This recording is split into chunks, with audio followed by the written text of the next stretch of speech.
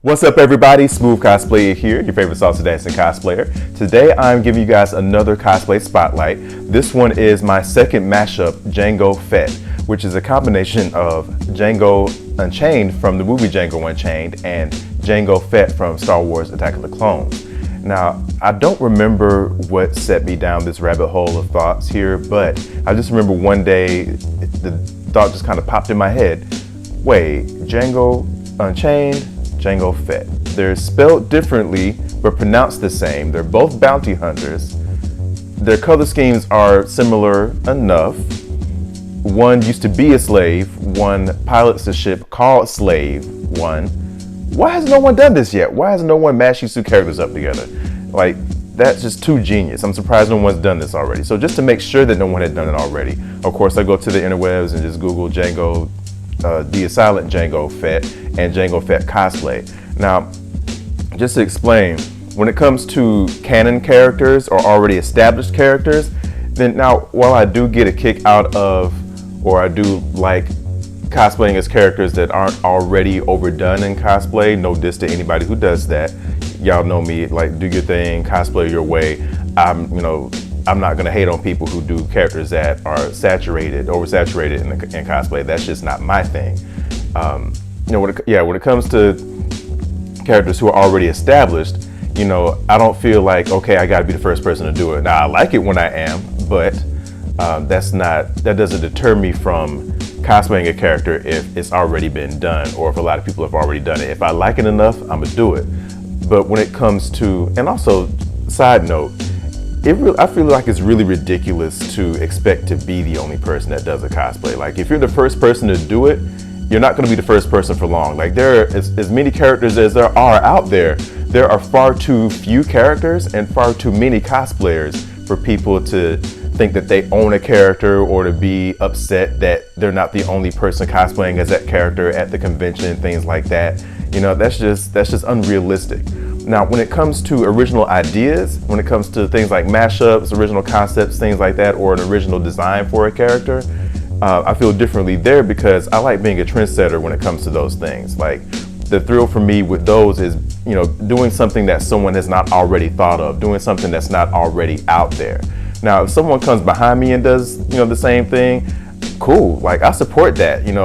If we happen to be at the same convention, we're in the same mashup, I'm gonna go find you, dap you up, take pictures with you, follow you on all your social media, support you, all of that. But if you've already done it and I haven't done it yet, now if the design is different, that's my exception. Like, there's a couple of ones that I've done that other people have already done, but my concept for it, my design did not look like theirs, so I went ahead on through with it. But had they already done the same thing that I had thought of, like the exact same thing or close enough, I'd be like, okay, you got that, I'm gonna go do something else. But yeah, that's why it was important for me to see if someone had already done DjangoFett. So fortunately I found that no one done it, so I was like, okay, cool, let's go, let's do this. So did what I normally do. I went and started a Pinterest board, started collecting different links to different parts of the costume I could find. Now, most of it was easy to find. Like, it was easy to, well, I already had the shoes. I already had some black shoes I could wear with it. I had to go find some stockings. I got some cheap ones from Target. I went and got a messenger bag, or if you want to call it a satchel, man bag, whatever. Got one of those. I didn't say this was going to be based off of, at least Django Unchained, his part of the costume. This is based on that scene where he goes with Dr. Schultz to, I forget the name of the plantation, but I believe it was not too long after he was freed. They went to that plantation and the girl was like, you want to wear that scene. So he had this messenger bag, satchel looking thing on. He also used a whip in that scene. So I bought the most realistic but still least expensive whip I could find, got that. Now the hard part was finding that gun that he used, and also that blue, what I would find out is called a blue valet suit, like valet parking. It was hard to find either of those. Really, I didn't find either of those actually. Unfortunately with the gun, I didn't find anything close enough to it, so I ended up just getting a random Nerf gun that I liked enough and painted it black and silver. I don't even remember why I picked black and silver. That's just what I kind of fell on. Now the suit itself, the blue valet suit, I found something close enough. There's a, I can't remember the site right now, but I'll put the link in the description. There's a DIY costume site where if you go to the site, it basically gives you itemized lists of things you can buy online to kind of mesh together to make a costume for a particular character you want. Fortunately, there was one for Django Unchained, and the blue valet suit part of it was an Austin Powers costume. And I looked, I was like, they sure do look like a Austin Powers suit. The only difference was that, I mean, nobody else has noticed this. I just kind of have an eye for this. The neck piece on Django Unchained,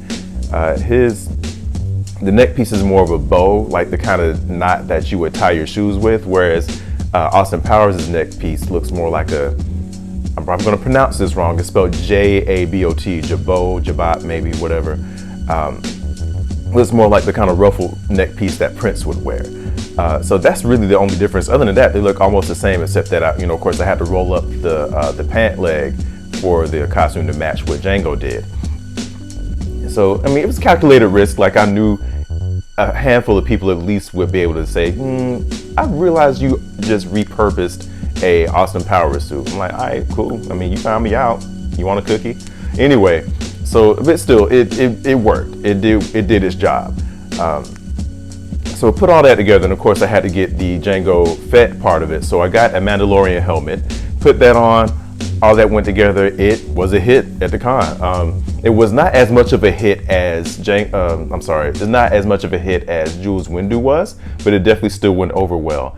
It definitely had a lot more delayed reactions to it, like people just sitting there looking, and you can kind of look at them, you can see the gears turning in their head trying to figure out what's going on, and then finally that light bulb goes off, like, oh, I see what you did there, I see. So it went over well, but I did have to make some adjustments after the first time I wore it, because first of all, with that helmet, I didn't realize till I got it that it wasn't what I expected as far as that T-visor.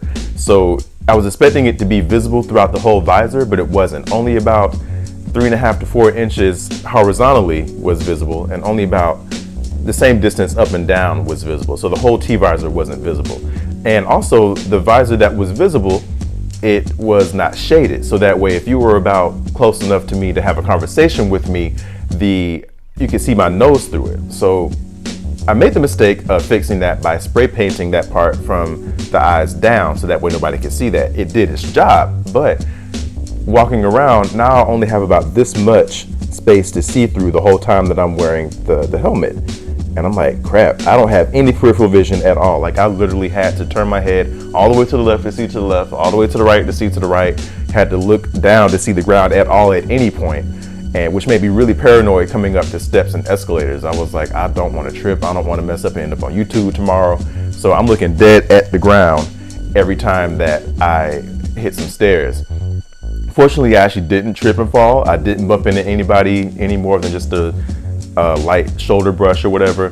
But I had to change that. I was like, I can't be at a con every time and just not being able to look. Like, you don't realize how much you miss your peripheral vision until you don't have it, or how much you use your peripheral vision until you don't have it. So bought a different helmet this time. Now the first one was like a hard resin molded kind of helmet. I forget the exact kind, but it was a whole lot sturdier than the new one. But the new one was sturdy enough to do its job. But it was a plastic one that came in 2 pieces, so you had to kind of put the front and back together and super glue them together for it to stay.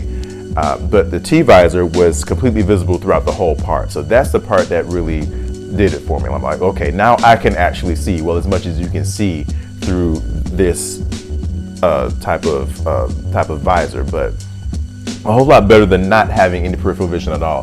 The other part that was uncomfortable for me was that the pants, the tag was on the side, so there was no definitive front or back to the pants. But so when I put them on, whether I put them on frontward or backward, no matter what direction I put them on, it always felt like the back was sagging. Now they never actually did sag. They never did actually even fall a little bit off my butt, but the feeling was there. Like, I just felt like they weren't staying up. I felt like they were sagging. So the whole time I'm walking around, I'm paranoid thinking that my butt's all out or that my pants gonna fall at any minute. So just to give myself some peace of mind, just to give myself reassurance that they weren't gonna fall, I took them to the cleaners. I got them to install a drawstring in them.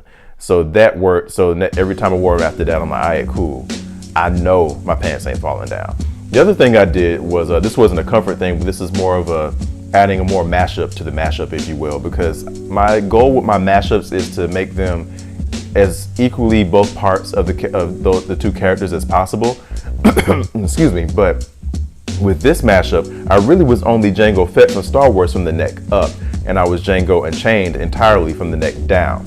So what I did to kind of add a little more DjangoFett from Star Wars in there was I did away with the Nerf gun. I just use that for a different cosplay now. And I found DjangoFett's dual blasters that he used in Attack of the Clones.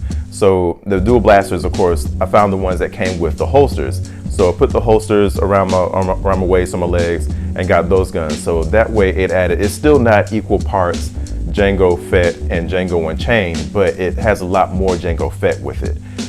So yeah, I may eventually add his jetpack and maybe his wrist gauntlets, the one that has a flamethrower on it. I might do that eventually, but in its current state, I'm pretty satisfied with what it is. So if I don't ever add anything else to it, then I'm cool. But that's icing on the cake if I do get those items. But yeah, that's it. That's my DjangoFett mashup. Hope you guys enjoyed that. Hope you guys enjoyed. If you ever see it at a con, I plan on wearing it a lot more.